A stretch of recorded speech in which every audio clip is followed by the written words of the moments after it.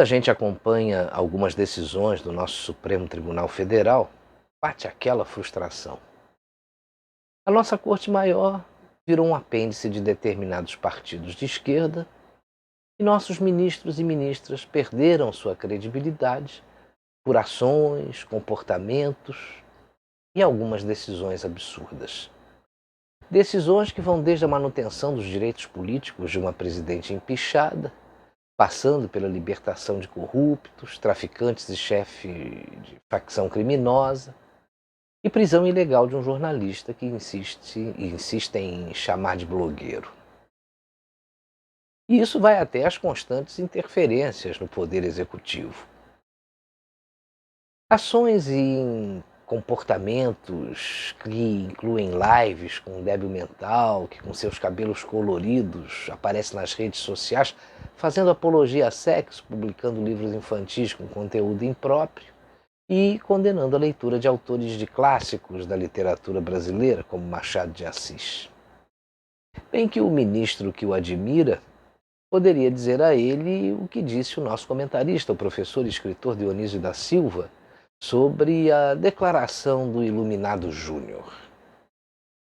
A leitura dos clássicos não tem restrições e pode ser prescrita sem contradição ou contraindicação alguma. Só vai trazer benefícios, a começar por diminuir a pobreza vocabular e a miséria sintática de boa parte da mídia, e deveria mostrar autores e respectivos textos de prestígio consolidado que são imunes a juízos como o que esse garoto proferiu. Mas voltando aos demais ministros do Supremo, tem aquela que se reúne com o presidente da Câmara e com o prefeito da sua cidade para fazer política e interferir em eleição no poder legislativo. Tem também aqueles que chamam o presidente de genocida, fascista e nazista. Aliás, o mais prolixo deles, que escrevia votos que demoravam horas para serem proferidos e que foi chamado de juiz de merda por quem o indicou para o Supremo.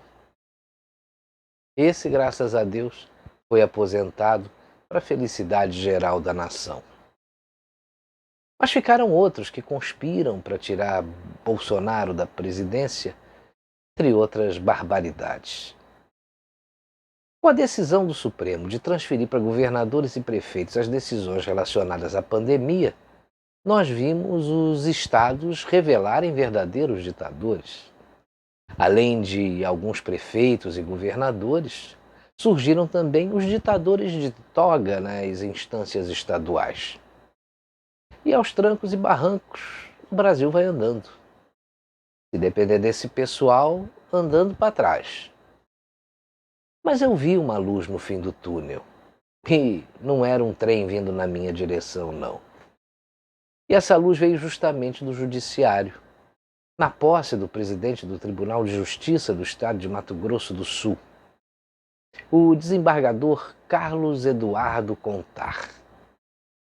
Em seu discurso de posse, ele demonstrou ser uma voz de lucidez, com muita sabedoria, para se contrapor a toda essa mídia do ódio que a gente acompanha diariamente.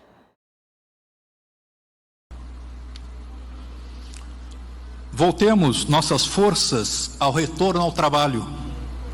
Deixemos de viver conduzidos como rebanho para o matadouro daqueles que veneram a morte, que propagandeiam o quanto pior melhor.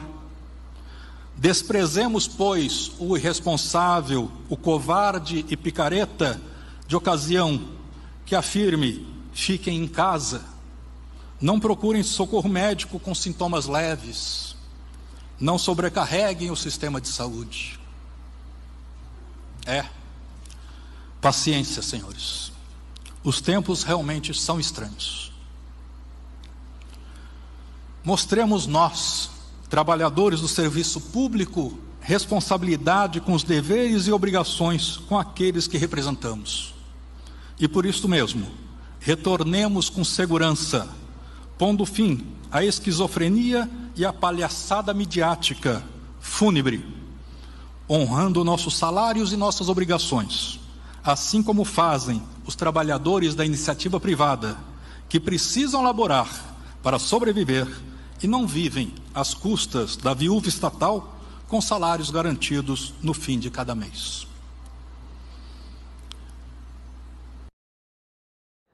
Para bom entendedor, esse desembargador colocou o dedo em algumas feridas que incomodam a maior parte dos brasileiros.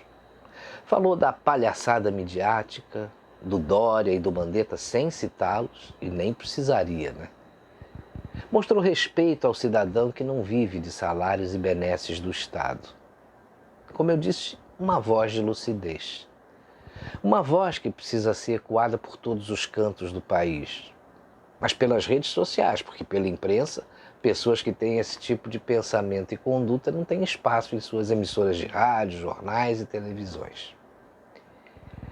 Esses veículos da velha imprensa que diariamente só destacam as mortes por Covid, nunca falam dos milhões de recuperados. E quanto mais mortes, melhor, pelo menos é o que parece.